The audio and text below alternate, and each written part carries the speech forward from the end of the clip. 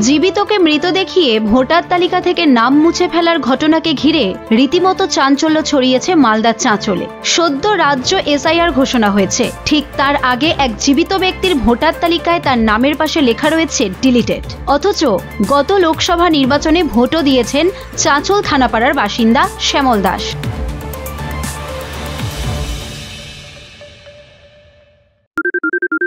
সোনাক্ষী, মশলা কোথায়?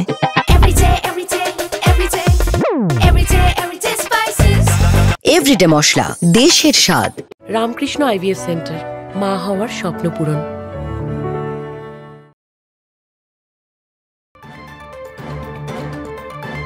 পেশায় ভ্যান চালক শ্যামলবাবু ভোটার তালিকা যাচাই করতে গিয়ে বিষয়টি ধরতে পারেন।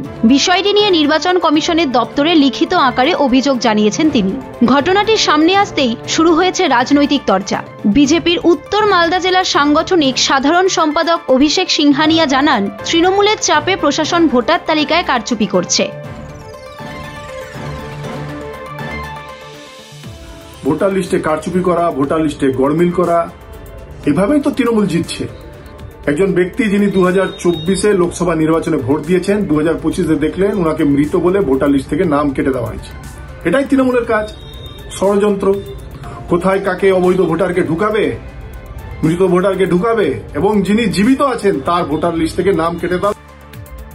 বিজেপির অভিযোগ অস্বীকার করে মালদা জেলা পরিষদের সহকারী সভাধিপতি এটিএম রফিকুল হোসেন পাল্টা জানান, বিজেপি ইচ্ছাকৃতভাবে ভুয়ো অভিযোগ তুলে বিভ্রান্তি ছড়াচ্ছে। এর পেছনে কোনো রাজনৈতিক প্রভাব নেই।